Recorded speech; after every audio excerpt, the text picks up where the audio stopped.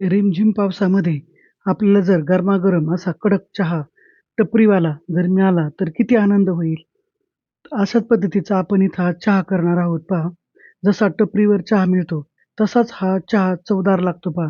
त्यासाठी आपण काही इथं मसाले वापरलेले आहेत आणि ते मसाले उकळून आपण हा चहा घरच्या घरी बनवलेला आहे. बाहेर पाऊस पडत असताना हा चहा प्यायला फार मज्जा येते पहा. गरमागरम चहा आणि बाहेर पाऊस पडतोय, यापेक्षा आनंद दुसरा कोणता असेल?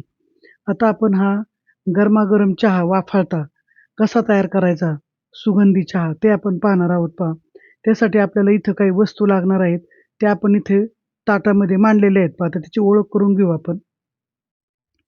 हे आलं आहे पहा. आलं पलीकडची ती सुंठ आहे. नंतर ह्या लवंगा आहेत पहा. नंतर शेजारी विलायची ठेवलेली आहे. नंतर ही पलीकडे मिरे पावडर आहे. हा चहा आहे आपला टाकण्यासाठीचा. ही मिरे पावडर आहे.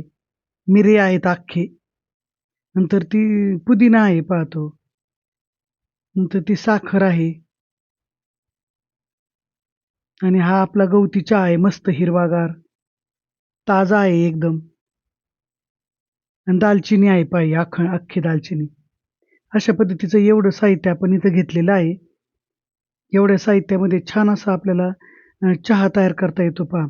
आता आपल्याला काय करणार आहे आपण, गॅस पेटवलाय पहा आपल्याला 2 कप चहासाठी आपण 2 कप पाणी घेणार आहोत आणि त्याला 1.5 कप असं दूध टाकणार आहेत पहा आपण. कारण पाणी 2 कप लागणार आहे म्हटल्यावर थोडंसं ते उकळायला पाणी हे जे साहित्य आहे ते उकळायला पाणी लागतं म्हणून पाणी टाकायचं. त्याचे सगळे 2-2 घेणार आहे पहा. 2 मिरे घेतलेत आपण, 2 लवंगा घेतलेल्या आहेत. नंतर दालचिनीचे तुकडे घेतलेले आहेत पहा. खलबत्त्यामध्ये आपण ते कुटून काढणार आहेत आता. नाही काय, सुंठ घेतलेली आहे, आलं घेतलंय पहा आता.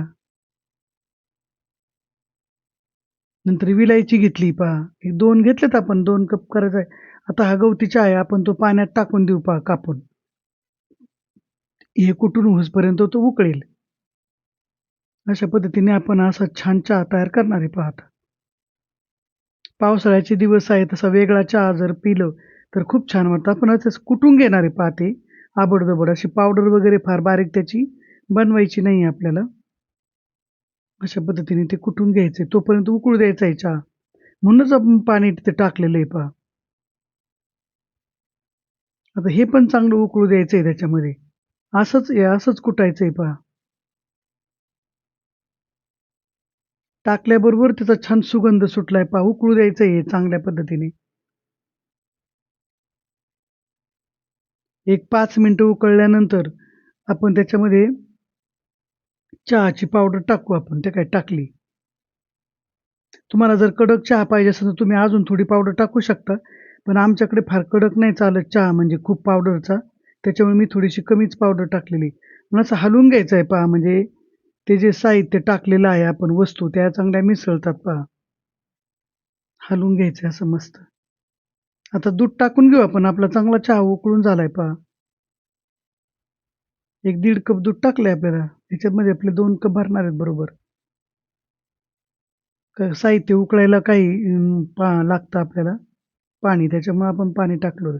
असा चहा खालचा वर, वरचा खाली करायचा आहे. टपरीवाला चहा असा पद्धतीनेच खालीवर केलेला असतो. म्हणून तो आपल्याला स्वादिष्ट लागतो पहा.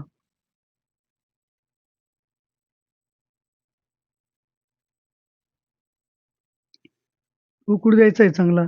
मस्त सुगंध सुटलाय पहा. चांगला उकळलाय चहा आपला आता हा.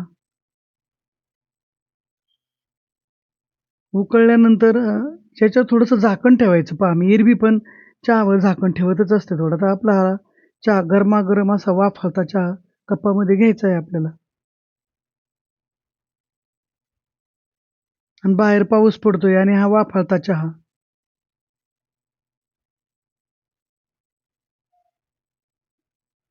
आजची रेसिपी तुम्हाला कशी वाटली ते मला कमेंट करून सांगा. व्हिडिओला लाईक करा, शेअर करा, सबस्क्राईब करा आणि असेच नवनवीन व्हिडिओ पाहत राहा. एकदा नक्की करून पहा हा चहा. धन्यवाद.